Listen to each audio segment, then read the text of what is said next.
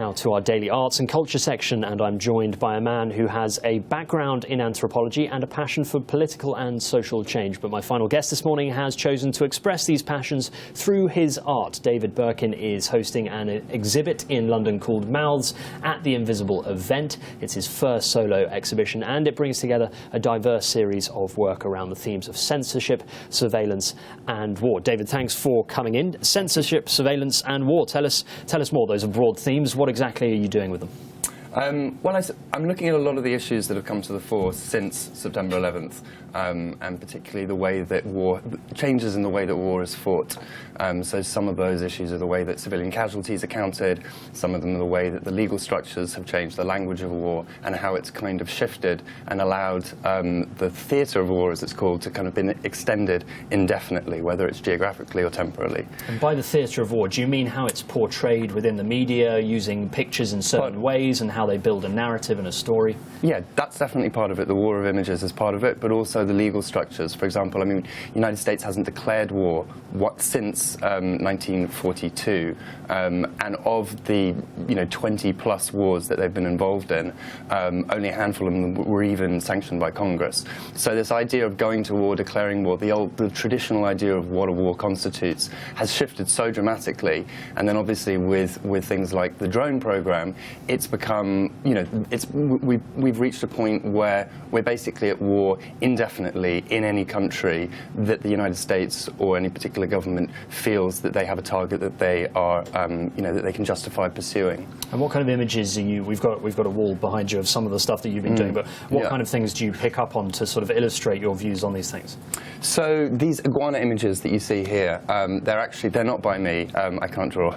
They're commissioned by a lady called Janet Hamlin, who was the military-appointed courtroom sketch artist at the Guantanamo tribunals. So at the tribunals, you're not allowed to bring cameras into the courtroom. So they have a courtroom sketch artist.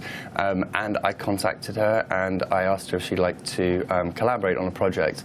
And the reason I chose the iguanas was because back in 2003, there was an attorney called Tom Wilner who was trying to persuade the Supreme Court to hear the case of a group of detainees, Q80 detainees, who were being held without charge or trial.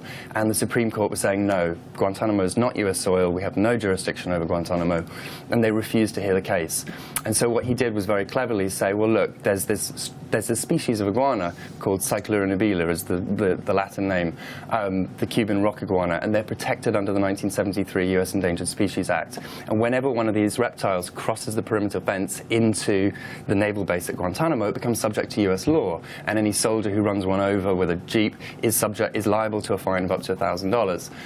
So if you extend jurisdiction to the iguanas and not the detainees, then you're effectively affording more rights to lizards than people. And on the basis of that, the Supreme Court agreed to hear the case. So I just asked her to draw them in the same style, on the same legal paper, with the same pastels as she would normally draw, Khalid Sheikh Mohammed or the chief prosecutor or any of the other figures at the tribunals. It's a very interesting and creative way of making a point, isn't it? I mean, do you take a stance on issues, obviously, in this exhibit? Do you make it clear your feelings about war, or is it more general and vague than that?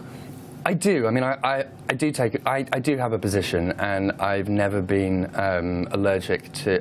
I don't feel that there's this Orwell quote that the opinion that art should not be political is in itself a political opinion, and I think it's quite nefarious when you see people trying to depoliticize art and the work of artists. I mean, artists going back to Goya and Guernica, Picasso's Guernica, has always had a political. Politics has been very important for artists historically. At the same time, I don't want to ram it down people's throats, and I think that it's more important to raise certain questions and open up a space for thinking about these issues and let people make their own minds up than telling them what I think. And you are based, I gather, maybe in New York? I'm based in New York, yeah. Recently? Yeah. And you've travelled a lot between New York, London, various other places. What has your location meant in terms of how you've been influenced? Does your location play a part? Is the fact that New York, 9/11, did that really filter into what you did? I think it did have. I mean, I'm actually half American, half British. My mother's American, and so I grew up there when I was very young. And it's, when military actions have taken place in the name of the British people or the American people, I have felt a certain kind of, I don't know if responsibility is too strong a word, but certainly, in my name, not in my name. I think America certainly when a lot of the work is relating to the post-9/11 political landscape, I think New York is,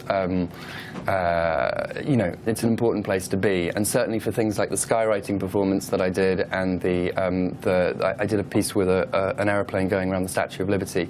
I mean, these are iconic landmarks on the New York skyline, and to be able to do these kind of large-scale public performances is something which is a lot easier to do out there than it is in Britain. Do you think governments and armies and people who are caught up in wars have become more sophisticated over the years at portraying a story through the use of images and almost through art, at trying to set a narrative as to what's going on? Do you think that that's something that is in a way sinister, but also in a way quite clever in a form of art itself? Yeah, I mean, if you're talking about kind of the war on images, I think there was a big shift post-Vietnam. The US government realized the fallout from public opinion going against the war. In those days, journalists were free to go and take photographs. Now what you see is the policy of embedding, where journalists are kind of basically given access by being allowed to ride into a tank, for example, during the invasion. But as a result, you get a very specific kind of story coming out of those places, which is always kind of from the military's perspective.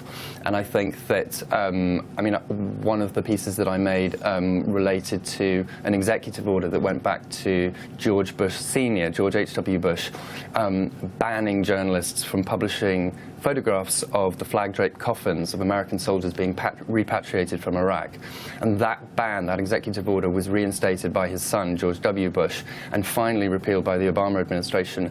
And it was just a classic example in the post-Vietnam of the government trying to control the kinds of images that went into the media and saying, we're not going to make that mistake again. We're not going to let the American public see all these coffins coming back of our fallen soldiers. And so, yeah, I think that is very, and the skywriting in terms of being very savvy in terms of the way that governments and agencies use social media. I mean, the skywriting piece that I did was a classic example. It was a quote from a rejection letter that the CIA had sent to the American Civil Liberties Union, denying their Freedom of Information Act requests for records relating to the drone program. And what they did was they gave them this very standardized, what's called the GLOMAR response, which basically says the CIA can neither confirm nor deny the existence or non-existence of any records responsive to your request. And so I just took the words existence or non-existence and I had them written in the New York skyline. 5 days later, I mean, this went semi-viral on Twitter that week. 5 days later, the CIA joined Twitter with their inaugural tweet. We can neither confirm nor deny that this is our first tweet. Do you think that's influenced by your, because that's amazing, because that actually happened. You think that might have been photoshopped, but I kind of think that if you're a government spy agency and you're thinking of joining Twitter that week and you're not looking at what's trending, you're probably not doing your job properly. Yeah, absolutely. This is your first solo exhibition. What do you hope will come out of it? What are your aims, and why did you choose London to do it? Well, I was invited to do it by the Mosaic Rooms, which is a public gallery, a non-profit gallery that I've admired for some time.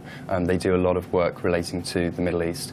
I don't know what I hope to come out of it specifically. I probably don't work that way. I've made a body of work, part of which I made during a residency with the Whitney Independent Study Program in New York. And this was a chance to show it. I'd already shown it in New York for that. And this was a chance to show it in Britain, which is, the country that I was born in.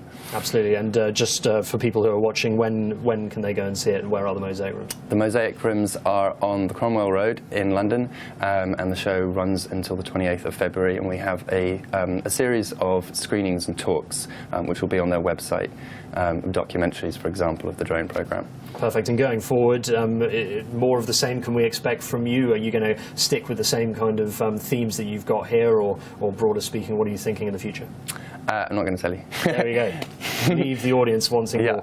Thank you very much. Thank you very much, David, for having me. For coming in. Just to re-emphasise that you can go and see David's exhibition in the Mosaic Rooms in London. That's on until the 28th of February. Am I right? That's right. Yes. 28th of February, and it's called Mouths at the Invisible Event. Thank you very much indeed for coming in. Best of luck. Thank you very much.